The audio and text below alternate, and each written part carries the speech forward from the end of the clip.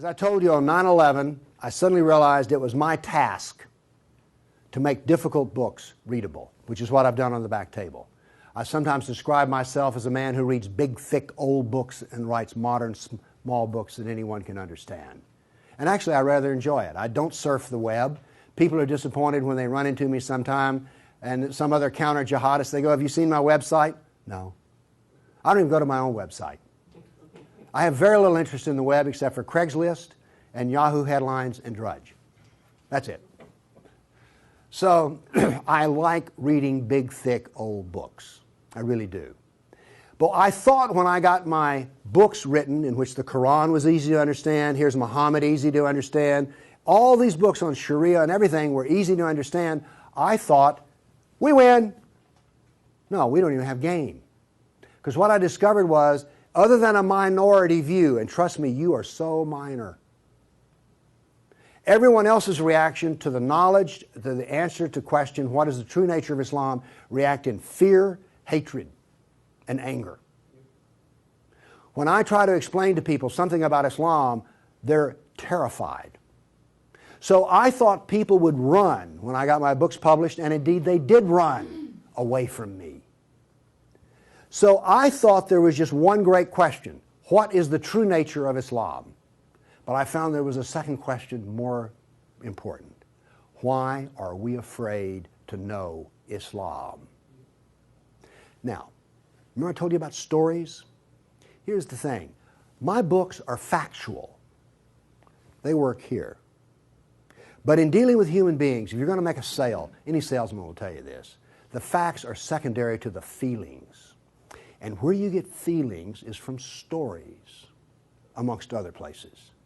And I began to think about, why is everyone so afraid even though they don't know anything?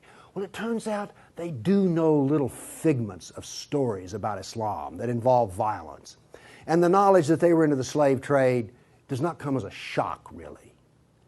So, remember I told you that the house of Sufism was like a palace with a smell coming up from the basement? Everyone smelled that smell. They just don't want to talk about it. But it's somewhere deep in the back, almost primordial mind. So, the problem is we don't know the history of Islam. We don't know the answer to this question. This is the world of Islam. How did it happen? You can ask very intelligent people, and they will not be able to give you the answer to this question. How did North Africa go from being European and Christian to becoming Arab and Muslim? How did that happen? And is that an important question? How did the Middle East go from being Christian to Muslim? And is that an important question? I think it's an overwhelmingly important question.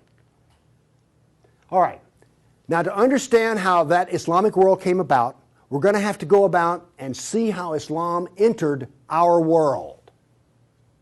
Now, to do that, Islam entered the world of the Byzantine Empire. We know that in the Sira, Muhammad's life, his last days were spent killing Christians and subjugating them. After he died, that process continued. So, let's describe the world that Islam invaded. Now, we're told that the Roman Empire collapsed when the German barbarians invaded Rome. Y'all heard that story? Well, that's false. That is not true. It is wrong. What happened was, after the German barbarian tribes invaded Rome, they set up their own version of the Roman Empire. They retained classical culture. They spoke Roman. They hired Roman philosophers and Roman attorneys to teach their children and to run their schools. They came into the Roman Empire not to destroy the empire, but just to get the goods for themselves. The eastern part of the empire, so-called Byzantine Empire, is over here. Now, this is after the German invasion. The important point is this: there was still a classical empire. It's not collapsed. Then, after the fall of Rome, the Byzantines gradually exerted their political influence till now this was the new form of the Roman Empire. This is the Byzantine Empire, and it is about to be invaded. This is the classical world that Islam invaded. Notice that the classical world is still up and running. It's critical to remember that. It was now weak, but it was still up and running. We're going to see what caused its collapse.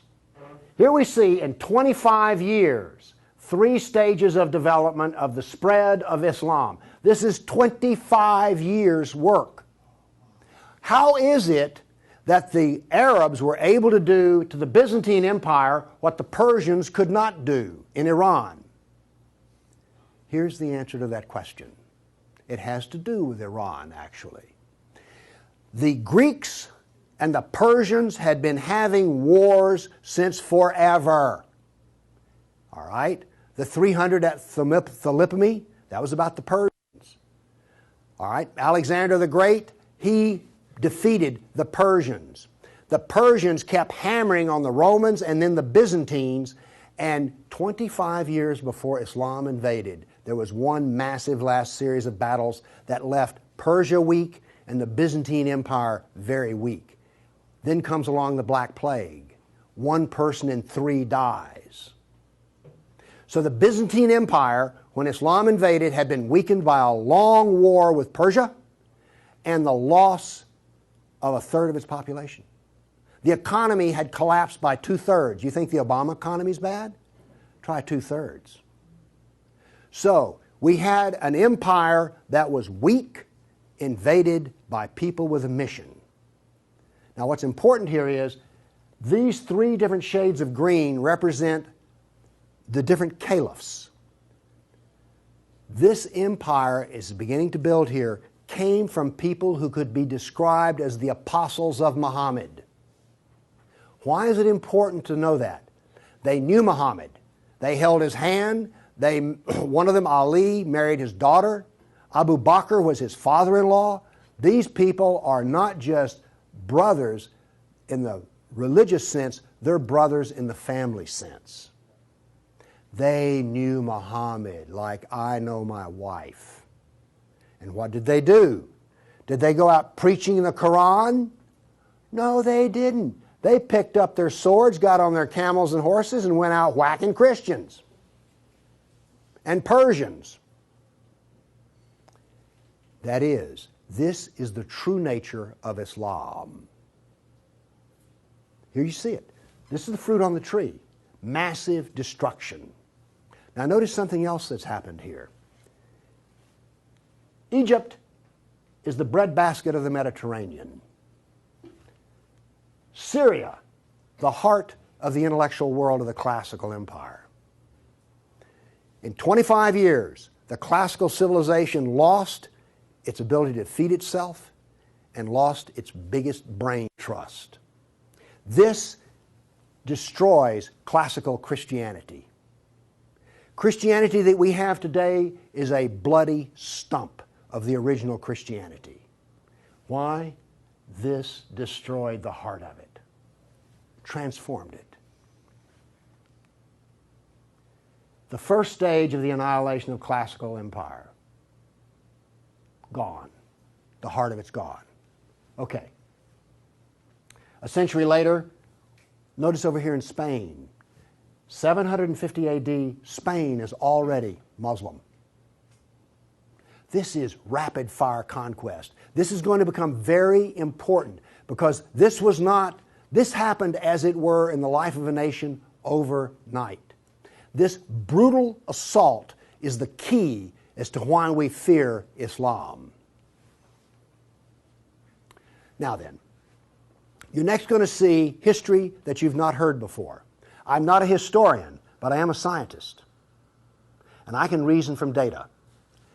I knew, once I read the story of Muhammad, that I had been fed a pack of lies about what caused the Dark Ages. Roman barbarians didn't cause the Dark Ages. First off, why would these barbarians were Germans? These are the same people who made Germany. You're telling me they were too stupid to learn how to do Roman law and stuff? Of course not. They were very intelligent people. They didn't cause the collapse. But that's the classical theory. If you go to Vanderbilt, that's what they'll teach you. Here we go with the data. There has recently been a lot of classical ancient works that have been translated and put into a database format so they can be accessed. There's been massive archaeological research under the ocean and at the edge of the Mediterranean. From this archaeological research, we're able to track history and economies. All right? That figure I gave you about how the economy collapsed, that came from the study of sunken vessels. Because if you're not buying much, you know, if 1 in 10, let's say 1 in 10 ships is sunk, that figure's not that high, but whatever. If you see a lot of sunken ships, there was a lot of ships sailing around. When they go down, the economy goes down. So from this data, we know a lot. And this, in particular, the database of ancient documents, gives us 548 battles that Islam fought against the classical world. This is all new information. I've talked with people who consider themselves history buffs, and they go, well, let's see, battles of Islam against Europe. Let's see, we've got the invasion, we got Tours, we got the invasion of at Gibraltar, we've got Lepanto, Gates of Vienna, collapse of... Okay, that's 5. You talk to a historian, and those are the 5 battles they can scratch up. And I remind you, you can have all of these slides if you just send me an email for it. Okay, what does this new data show us? It shows us this. See the white spots? They're brand new battles. They're going to change to red. These are new. Every time, I want to show you this all over again, every tick is 20 years. The new battles for that 20-year period come up in white, then they fade to red to show you the history. So white's what's happening right now, red has happened. Let's see how these 548 battles act out over. We're going to watch, in 70 seconds, we're going to watch 1,200 years of conquest. Look how fast this is happening. Bam! Here comes... You didn't know France was hammered that hard, did you? You heard of Tours. Watch what's happening in Spain, in the islands. Now, many of these raids or battles, if they're at the coastline, are slave raids. The slaving that took place in here was extensive and went on and on. All of this work is also happening now then. We're now into the golden age of Baghdad. This is the punishment that's being handed out to Christians everywhere. In Spain, after one battle, there were knights' heads were cut off and they made a pile so high that a man on horseback couldn't see over them. All of the European civilization in North Africa is now gone. I have a question. Have you read the 13th tribe? No. Okay. Now, pretty soon, and by the way, there will be a period of time, and you can see the clock running up here, there will be a brief blip of 5 battles that occur in North Africa, the Barbary Pirate Wars. We're on there. Okay? Now then, Byzantium has fallen. Now then, Eastern Europe is being hammered. Notice that it is relentless. It doesn't stop. This is the history that you're never told about. This is the history that explains how all of this came about. Now then, they're getting slower because Islam is becoming weaker.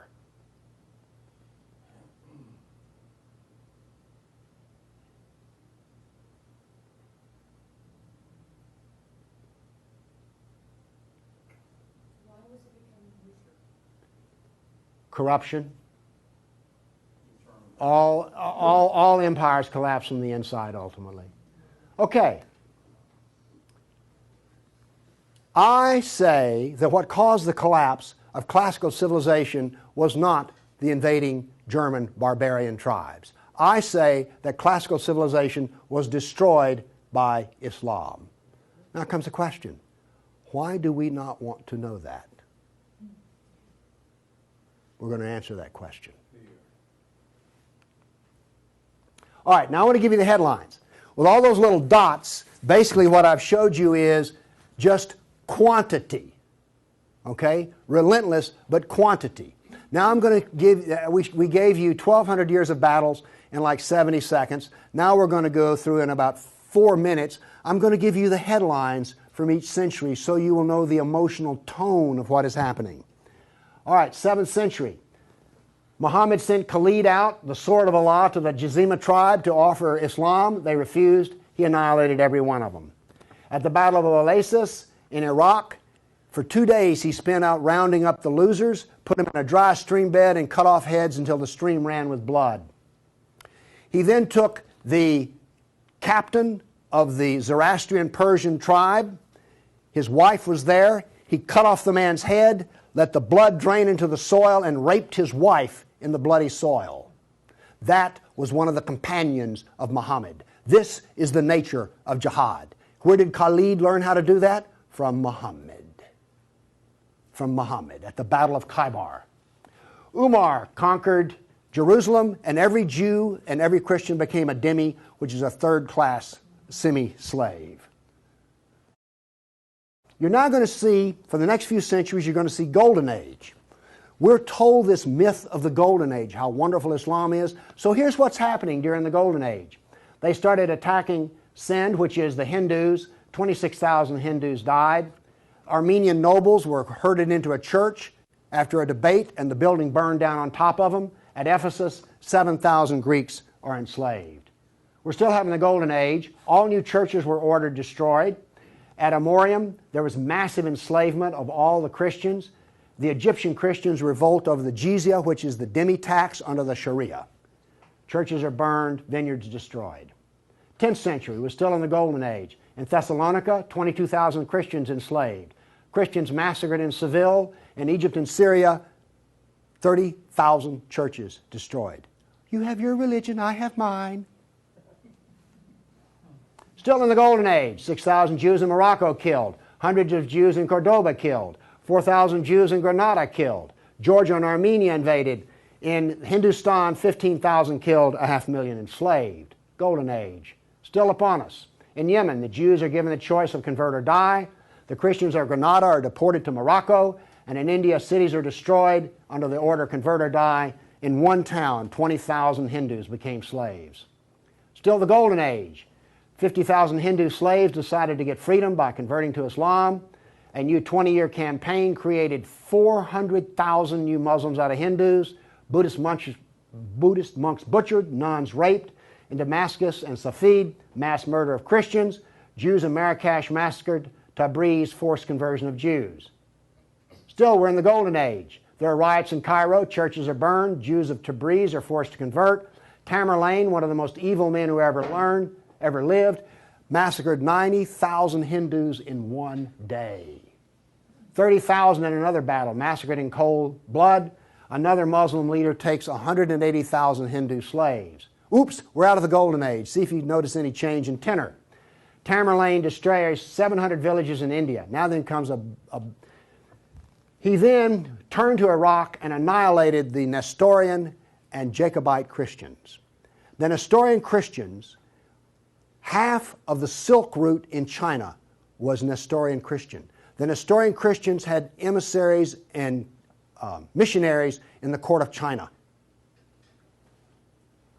Afghanistan was partly Christian. All right? Gone. This is part of the destruction of the church that no one knows about. 700 years of attack, they finally destroy Constantinople. 16th century, the son of Tamerlane destroys temples, forced conversions. Two of his generals built 2 towers of human heads. Once again, you couldn't see over them. And then noble women, Hindu women, started the practice of sati, which was mass suicide in order not to be sex slaves inside of the Sultan's harem. 17th century, Jews of Yemen and Persia forced to convert, forced conversions of Greeks. The Zoroastrians are persecuted in Persia, and over 500,000 killed Hindus. 18th century, more Zoroastrian persecution, Jews of Jeddah expelled, Jews of Morocco massacred, Hindu persecution continues. 19th century, more forced conversion of Jews, Jews of Baghdad massacred. Oops, 250,000 Armenian Christians slaughtered in Turkey. Now then, in Persia, the Zoroastrians are completely annihilated. 20th century, over 1 million Armenian Christians killed. 1 million. So you now not only know the number of battles, you now see the tenor of what's going on. You now know quality and quantity. Do you get the drift on how bad this was? Now then, the establishment doctrine is that we've already told you classical collapse had nothing to do with Islam, and indeed Islam was a source of good because the hillbilly Europeans lost their classical learning and the shrewd, smart Arab Muslims preserved all the knowledge in the Golden Age. This is what is taught in our schools. I maintain that it was annihilated by Islam. Okay, we've been talking about land here. I now want to talk about water because classical civilization was based upon the Mediterranean Sea. Egypt was part of the Mediterranean world. It was not part of the African world, okay? Because to go from Alexandria, Egypt to Nigeria was a lifetime. But you could get on a ship and be there in 10 days. Does this make sense? It was cheap transportation. You could haul a ton of grain from Egypt to Rome as much as it cost 75 miles by ox cart. This is important. I'm going to be driving back on the interstate after I finish talking here. I do not expect to be attacked or shot at on the way. I presume that the interstate is safe travel. It used to be that way under the Roman peace. That ended. The importance of naval work, as many as 500 boats could be in the harbor of Constantinople. The collapse of the freedom of sea. Let me show you something. Now we know this from history, the data. Rome used to communicate with France by boat. After Islam, they went overland through the Alps. Why did they do that? There was no longer freedom of the sea. Here's interesting. The Black Plague was a known problem in the Mediterranean. It used to take 4 months to get from here to Constantinople because there was sea trade back and forth. Well, that was eliminated. So now then, when there was an outbreak of the Black Plague, it went from harbor to harbor, all around here, and it took 4 years to get to here. Do you see the point I'm making? There was that little freedom of trade. As a merchant striking out to do business, you could wind up with your ship gone, your goods gone, and you're in chains, enslaved.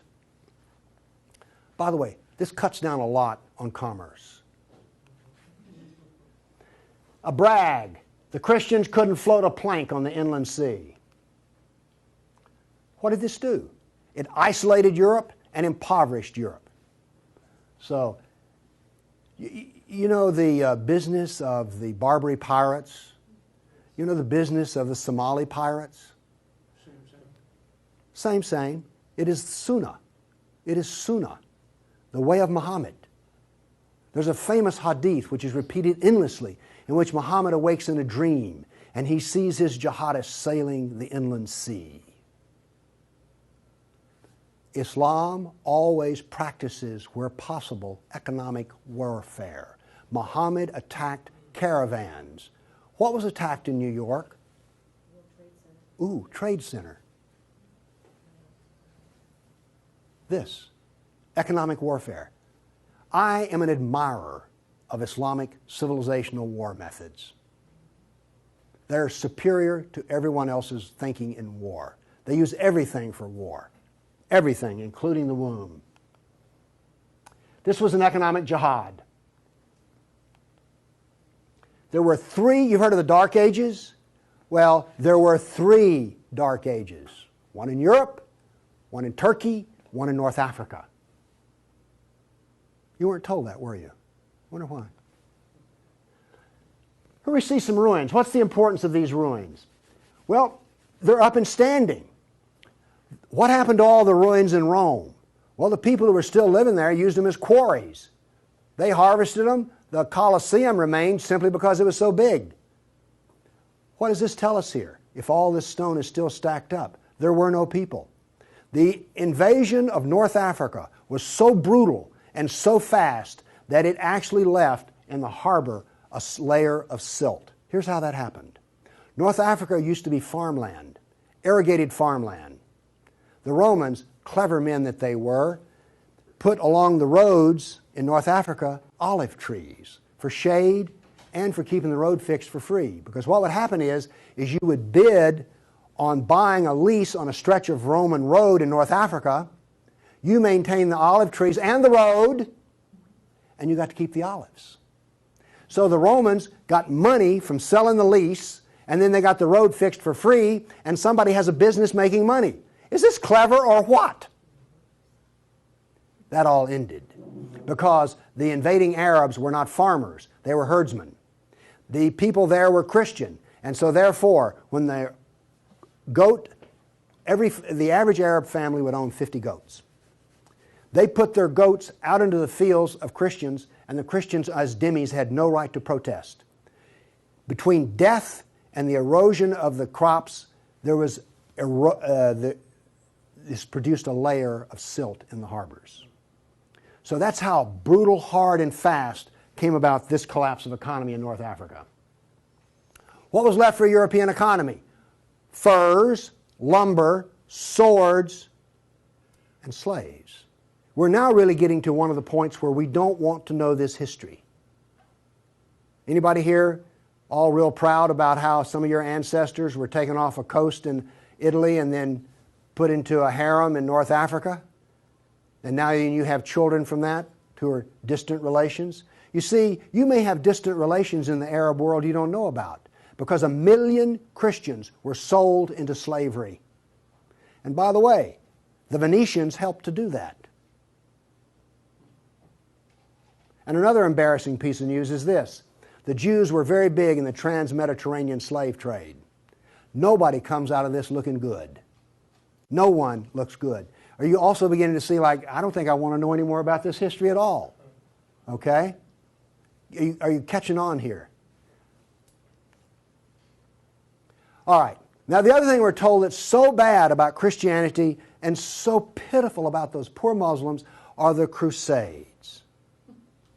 Who's ever heard this? Well, the Crusades, oh, that's so embarrassing. Gosh, you know, we got out of Europe, we went over there and invaded the Arab lands, and then we killed them and hurt them, and like, oh, I've heard preachers wallow in pity about how drastically bad the Crusades were.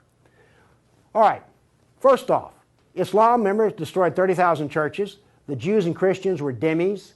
There was infinite number of brutality against Christians. Christians were fleeing the Middle East, and the Byzantine emperor appealed to the Pope, help us, please. Now this was a big thing to do because the Byzantine emperor and the Pope did not get along at all. But these were desperate people. And what did the Pope look out and see? This is the world that he saw in 1100, the time of the First Crusade. Well, let's see, this much of Spain is Muslim, and we're getting our behind kicked on a regular basis. Oh, well, this Christianity's gone. Oops, this Christianity's gone. And look at all the battles in the non-Christian, in the areas that are still Christian. Do you see the geopolitical problem that the Pope was facing here? This was not just some, we'll saddle up, get on our horses, and go steal from them Arabs, which is what you're told. This is the political picture. But now then, let's do this. Let's look at a battle map for the Crusades. Let's be fair. I showed you the jihad map. Now here comes the Crusade battle map.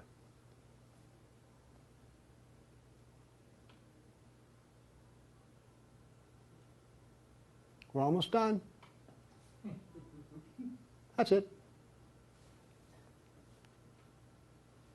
Now we're told that the Crusades are the moral equivalent of jihad.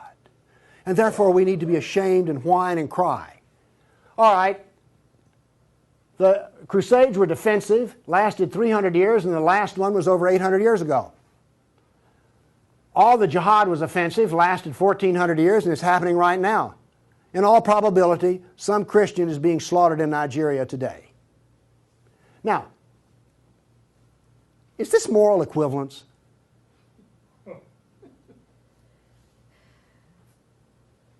Why won't they teach this in a church school? So the ministers will stop, oh, the Crusades were just so terrible. No, the Crusades were one of the few times the church put steel in its spine. And then we apologize for it. Now then, let's go to the great benefits of Islam. We're told about two different golden ages. We're told about Andalus, the wonderful empire in Spain, in which there was multicultural peace, and Jew and Christian and Muslim all lived together in a golden age in Europe. You ever heard that? Well, here we go. This is the battle map of the golden age in Andalus. Now, while all this is going on, orders for slaves are being filled. The first slave order out of Spain was the Caliph ordered up 3,000 blonde virgins. They were shipped out of Spain. Battles are going on in which Christian knights die. But notice something here. The Christians won't quit fighting. This is going to take 700 years, and there's going to be nearly 150 battles fought. Where was this caliph located? There was more than one caliph at the time. This was a caliph in North Africa. Okay. Now then, looking at this, do you understand why when Isabel and Ferdinand were finally in full power, they told every Muslim in Spain to get out of here? They drove everyone out. Okay. My question for you is this. Was Andalus a multicultural golden age or a reign of terror? I claim it was a reign of terror, and it was not a golden age at all. And yes, there were a few people who had it good. The elites had it good. There were some rich Jews and rich Christians that had it good. Also, otherwise, there was constant war, slavery, and Christians had to wear robes so you could tell a Christian from a block away. And a Christian couldn't carry a sword, and they paid special taxes. And then we come to the question, why are we told this story? Now we have the Baghdad Golden Age. Here we go. This is all the battles that are fought during the period of the Golden Age in Baghdad. Now, not only are they as busy as they can be killing Christians, but they're also busy establishing the Sharia doctrine. They're also busy establishing the Hadith doctrine. And they're also busy in doing things like slave trading. You know all those exotic pictures you've seen of the harem? They're sort of pre-Playboy sexy, beautiful women in gauzy outfits. All of those women were Christians. Less romantic sounding, isn't it? The other thing that's happening in Baghdad is this. A new philosophy is being generated in which there is no cause and no effect. This turns out to paralyze the mind.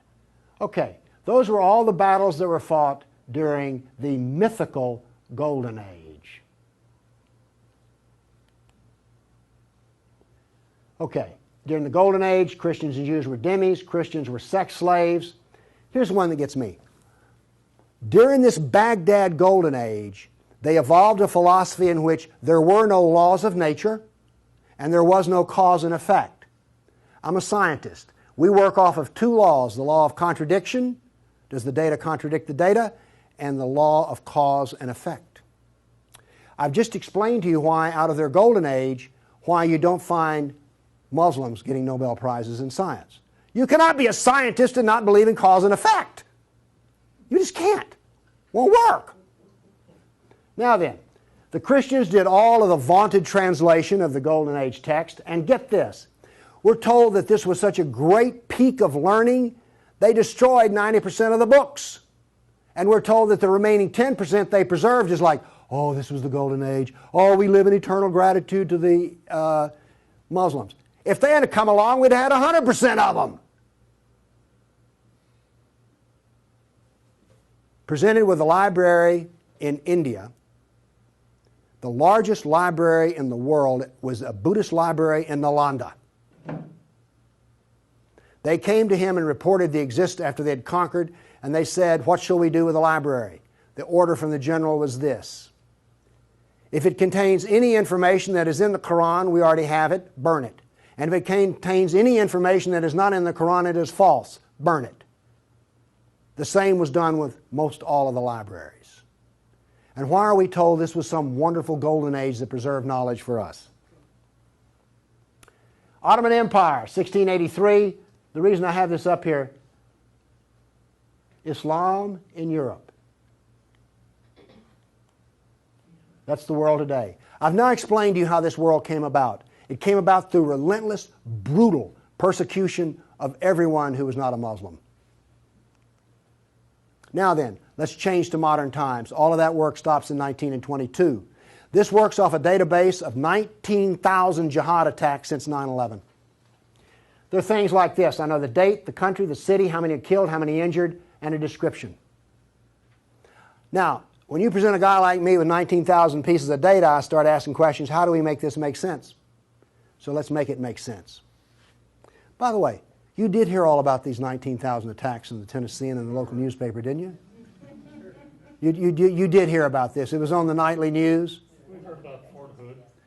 Oh, the workplace incident. Oh, yeah, I got that. All right. Anyway, moving along here. This, by the way, is where all these took place. I just think that's interesting. And you'll notice something. This is the Islamic world, and it all centers around it. But notice how much is happening in Europe. Okay.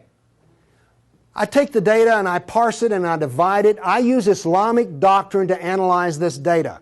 What does Islam insist on? Well, in my first lecture, I told you they're fixated on the kafir, right? So I use the kafir to analyze this data from an Islamic standpoint. See, I'm the ultimate multiculturalist. No, really. I'm the only person you've ever met who analyzes Islam on the basis of Islam. Here we go.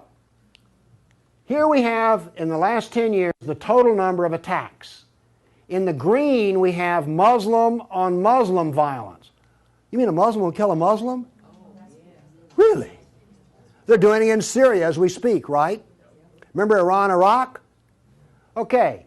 Then we have the only one I care about. I mean, my motto here is sell weapons and intelligence to the loser. I'm very serious. You think I'm joking. Okay, here's our story right here. Stays pretty level. That's interesting. By the way, there's hardly a day in which there's not a jihad attack. Modern jihad is relentless, just like classical. Oh, by the way, one of the things this curve proves right here, Islam is bad for Kafirs, Islam is bad for Muslims. Islam is bad for Muslim and non-Muslim. That's what this data shows us. You want to argue with that? Okay, modern jihad is relentless. But what did we see in the other battle map? It was relentless. There are two types of jihad, against the kafir and against Muslim. You see, every time they kill a Muslim, the reason in Syria they're killing other Muslims, they're not real Muslims. Okay? Now then, we've introduced, however, a new phenomena. The mom and pop non-state jihadi shop. Okay? All of those battles up to 1922 were out of the caliph. Okay? We now have non-state jihad. That is all that is different. Okay, jihad attacks per year. I just chose the top 4 nations. But this doesn't really give us what we want because Israel's teeny-weeny and India's great big, so let's do this on per capita. Now then, Israel, I bet you were surprised about Thailand. You didn't know that Thailand was getting whacked on a regular basis, did you? And look, here's a Christian nation, the Philippines, ranks number 3. And then India was Hindu. Oops, wait a minute. Do you know what I just told you? Jihad is against the Jew, the Buddhist, the Christian, and the Hindu. This is the data. Now you go to these dialogues, these multicultural smoozes they have, where the preacher and the rabbi and the imam show up. The preacher and the rabbi show up to tie, the Muslim shows up to win. And then what does the Muslim tell them? Oh, the Christians and the Jews, they're people of the book. Oh, we're brothers in the religion of Abraham with the Christian and the Jew. You know, we're practically the same. We're brothers in Abraham. How's that stuff work out? Well, here's one of your people of the book. Here's another people of the book. Turns out they'll kill a Jew, a Buddhist, a Christian, or a Hindu just as fast as they will another. So much for being brothers in the religion of Abraham. The data does not support the theory. Therefore, the theory is wrong. There is no brotherhood of Abraham except in the minds of people who occupy pulpits. The jihad is against the Jew, the Buddhist, the Christian, the Hindu, and the secularists, by the way. The secularists are the worst of all. Well, maybe worse than the Hindu. It gets hard to know, you know, I mean, really. It's against all kafirs. That's who the jihad is against. The religion of peace. Here we go. 548 battles, 19,000 jihad attacks. In 12 decades, in 1,400 years that are jihad-free. Therefore, Islam is 91% violence and 9% peace. So George Bush was 9% right when he declared religion of peace. Constant violence is why? There's a doctrine. The doctrine of jihad is found in the Sira, the Quran, and the Hadith. We've already been over this. They don't like kafirs. We have a whole doctrine of jihad within the text. Islam was only successful through jihad. Therefore, we have a doctrine which produces jihad, and it produces this effect of the collapse of civilizations. Here you go. Tears of jihad. 270 million dead over 1,400 years. Read them and weep. Read them and weep. The doctrine drives history. History shows the true nature of political Islam. Political Islam is the enemy of all Kafir nations. There's an intellectual history. In 1,400 years, I've read a lot of old documents. They never talk about the Muslim. They talk about the Arab, the Turk, the Moor, Al-Qaeda, Asian. And it's always been by specialists. And today, all the established specialists are apologists for Islam. Why was the Quran code not cracked recently? How come we don't teach Muhammad? And why is the Golden Age propaganda taught? Why do we remain ignorant and keep suffering? I maintain there's a reason for this. I maintain that this constant brutality over the centuries has produced in the Western mind the equivalent of the abused dog, the beaten wife, and the raped child. We do not think correctly. Everybody's seen the beaten dog that when you approach it, that is the Western mind. We deny the attacks. How much jihad is ever reported? The churches will not even admit that a Christian suffers anywhere. Fear. Muhammad used fear.